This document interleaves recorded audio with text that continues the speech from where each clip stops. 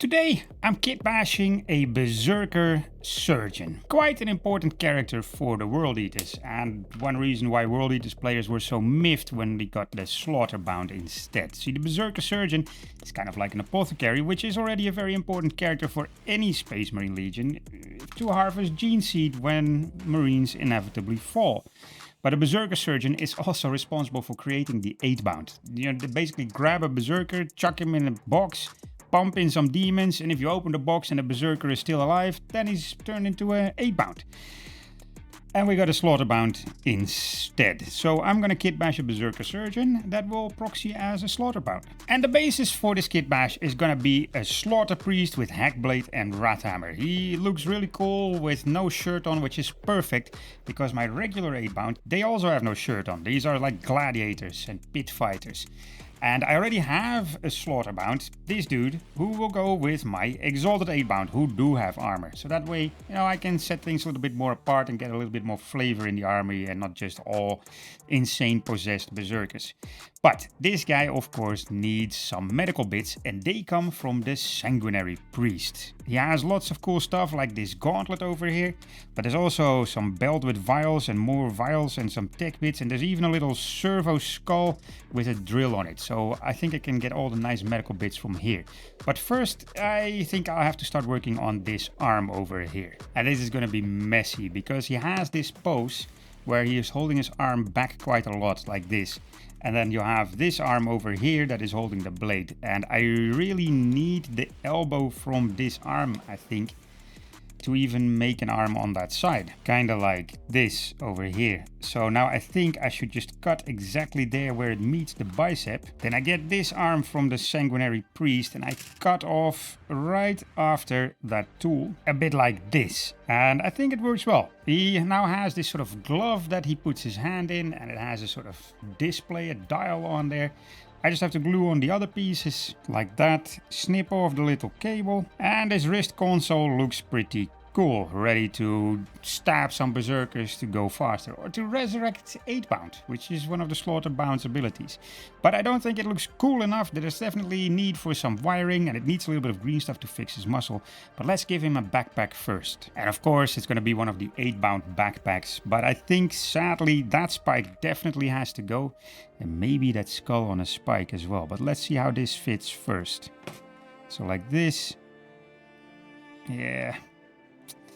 Yeah, I don't think I have much of a choice here. Yeah, that looks good enough. It's not perfectly flush with the body. I just need a little bit of green stuff to fill those gaps, but that's fine. I want to embellish this backpack a little bit though.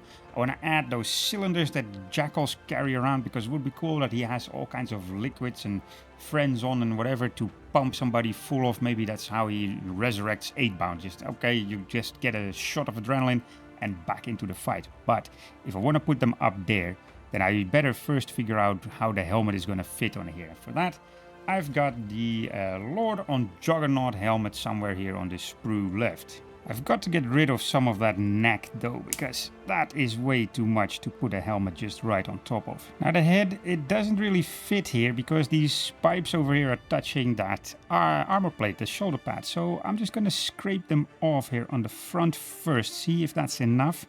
Because if I do it just on the front, he gets this nice sort of skull face like this.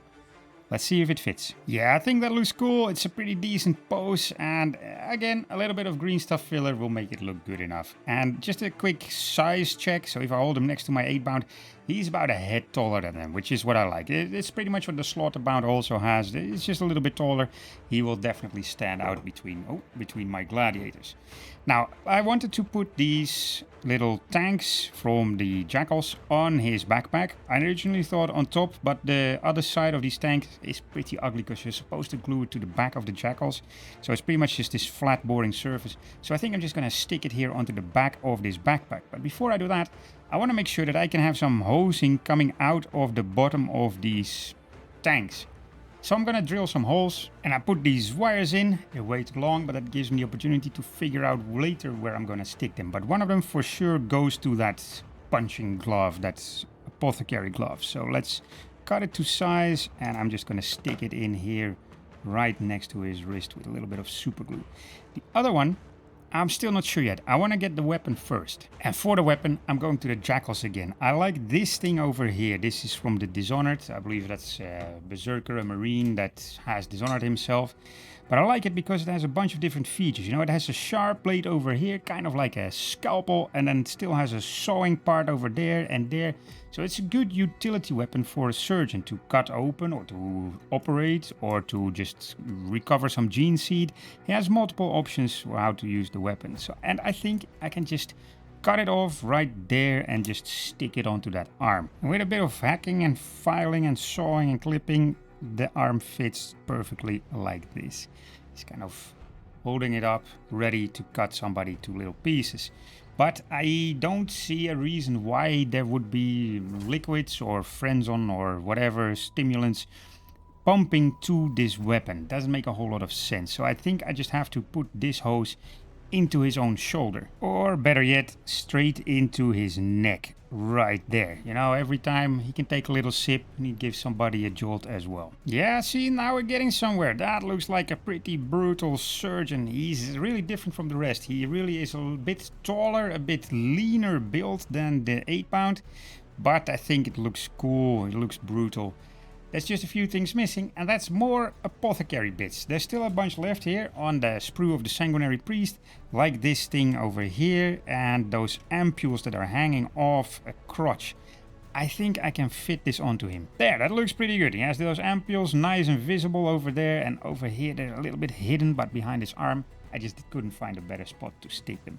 But I feel like I can add a little bit more apothecary bits, and this thing over here. It's one of those sort of, I don't know, sensor thingies that a priest or apothecary has on his backpack.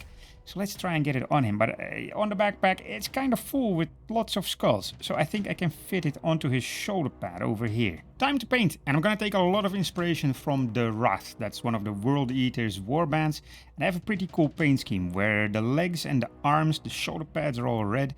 But the upper legs, the body and the upper arms, they're all black. But I want to tint the black a little bit blue so it contrasts nicely with the skin that I paint later and of course with the red of the other armor pieces. So I'm just stippling a little bit of Celestra Grey. And then I'll go over all of those armor parts with non-oil and Drakenhof Nightshade until it looks pretty much black. I had gone a little bit too much white on the backpack and the legs, so I had to come in with some contrast paints, but this way it's good enough. I'll highlight a little bit more with some battle damage. Now time for the skin, and I want to set him apart from my 8-bound. You know, the 8-bound I went quite red and sort of infected skin because I want to show that there's some demons inside trying to break out. They're supposed to have a bunch of bloodletters inside of them.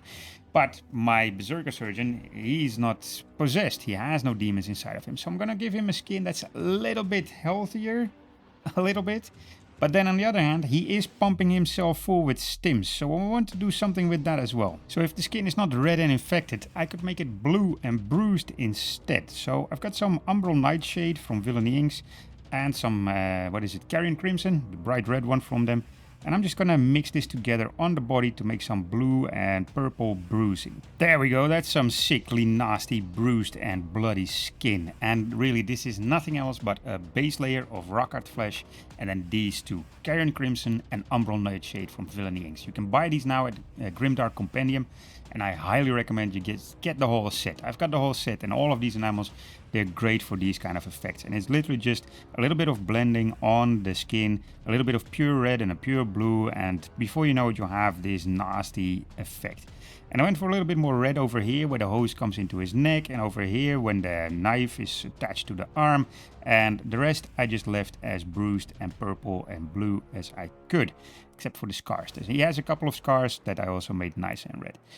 Now I picked out a bunch more details. First of all, I wanted to reinforce that he's an apothecary, so that if you're looking at it from, well, let's say that camera this far away, it's about a meter or so, you can still see that he has white equipment, which, you know, signifies an apothecary. And that's also why I've made these cloths that he has white, and all the other white bits that are skulls and then the hoses. Brass, of course, on the armor trim. It's going to get weathered and worn a little bit more. But I wanted to work on the apothecary equipment first. First, these tanks here on the back. And I just want some nice green liquid in there because you can see it from a mile away. And I can use my Tesseract Glow to also make those hoses glow nice bright green. They're nice and glowy with the Tesseract Glow. And the other parts I just did in sort of a classical Apothecary paint scheme, red and blue vials for some reason. And nice bright and white, because then it looks like he actually stole that glove off a Sanguinary Priest. He just chopped him down, went, oh, I can use that, put it on his hand. Somehow modified it, put that hose in there so he can inject some Frenzon or whatever. And the rest he just stole all of the bloody corpse of the Sanguinary Priest left behind. Now, it's time for some rust and some grime, because I don't think a Bezerker Surgeon often disinfects and cleans his tools. First, a bit of rust, and I'm just gonna do this lightly on the Apothecary bits, because they're supposed to be pretty new. You know, he stole them from an Imperial Space Marine, and they still get new equipment, while the World Eaters, well, they're kind of trying to scrap things together. So I'm just going to make it slightly rusted here, and then his armor is going to get a lot more rust, especially in all the bits that are damaged and have some battle damage. There, that's looking a bit better, and I actually did a lot of rust over here where that hose connects to the glove, because I imagine that this Frenzon is quite corrosive, you know, that's why his skin looks like that. But if it's quite corrosive, then it's probably damaging the glove that he's wearing. While these vats that are on his back, they're made for holding it. So they're not corroding, they're not rusting, they're not going bad. Now, I did a few bits and pieces. The skulls, I prepared everything for the grime wash. And my trick with skulls is that I just wash each of them with slightly different washes. So Seraphim Sepia, Agrax Earthshade, there's Non-Oil, there's Ryclund Flesh Shade over here. And that way all the skulls look slightly different, and they don't look like they all came from exactly the same place at exactly the same time. Just a little bit of variation. And I was thinking about these skulls, you know. What are they for? Why are they there? Are they just trophies like on other Berserkers? Or maybe this guy is collecting the skulls of his fallen brothers, those that fought bravely. He has to go there anyway to pick up the geneseed, and then he could just collect their skull as well as a dedication to Khorne, or as a trophy to carry into battle, as encouragement for others, like, hey, if you fight like these guys, I'll make sure your skull finds a good purpose and goes to Khorne. And after the grime, time for a bit of a silver highlight. So I'm doing the weapons, of course, but also the needles, everything that has a fine point. But I'm also going all over the armor. It just gives it a little bit of a shine, a little bit of battle damage, and it also makes it easier to show that this is metal and it's not just painted plastic. Yeah, I'm quite happy with how it's turning out, but I was doing these lenses over here on that little sensor array.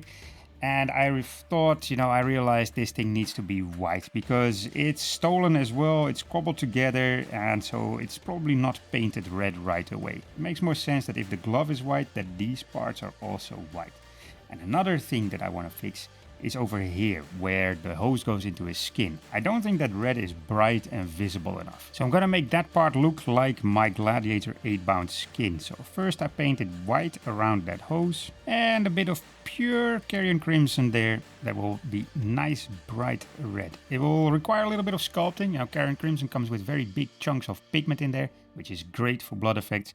But I have to let it dry a little bit and then I can push those chunks exactly where I want them to go. Yeah, that's looking better, more infected. I might sculpt it a little bit more later, but first I'm gonna do a little bit of green pigment powder on all of the brass, just to make it look like it's weathered a bit. Yeah, that looks better, and now I also don't have to highlight because the recesses are more or less shaded with that green pigment powder. Time for some blood effects, of course, on every Berserker, every World Eater. A little bit of Carrion Crimson, because it will dry up like it's coagulated blood, will go around his glove, around his tools that he has, and of course around the blade. And my Bezerker Surgeon is finished, and I'm really happy with how he turned out. He really, for me, is looking much better than the Slaughterbound does.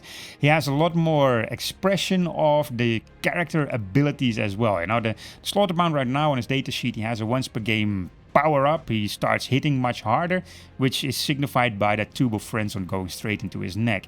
And the other ability is that he can resurrect 8-bound. I don't know why the Slaughterbound model with this claw hand and a bloodthirster bound inside of him would be able to resurrect models. That's really something that a healer or an apothecary does. And so the Bezerker Surgeon is much more fitting for that unit ability. And I really like how he looks. I like how he's bare-chested. He goes well with my Gladiator 8-bound. And I'm thinking of how I can make a third Slaughterbound proxy. Something else. Not something big, hulking, bloodthirster-like I did with my older one. Not something Bezerker Surgeon-like. But I don't know. I'll go figure it out. Maybe something more demonic or less demonic. I really don't know what to do. Anyway, I want to give a big thank you to my patrons and channel members. You guys rock. You can join the Discord below because it's really fun. We have a nice community of kit bashing and painting and all the other stuff going on. Join there, and in the meantime, maybe check out this video next.